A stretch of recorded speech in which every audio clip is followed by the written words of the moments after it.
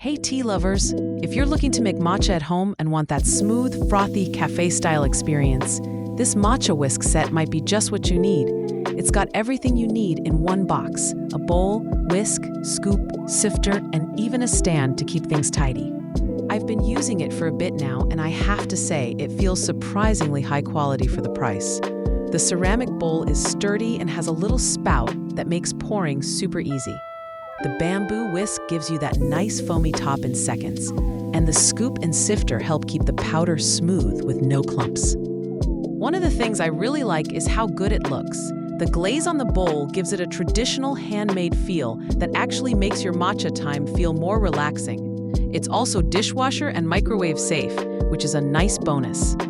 Now, a couple of small things to keep in mind. The bowl is a bit bigger than I expected. Not a big deal, but if you're used to tiny matcha bowls, this one holds a little more. Also, the bamboo whisk needs some care. You'll want to rinse it and let it dry properly, so the tines don't bend over time. Overall, I think it's a great deal. You get a full set that works well, looks great, and doesn't cost a fortune. I'd give it an 8.5 out of 10.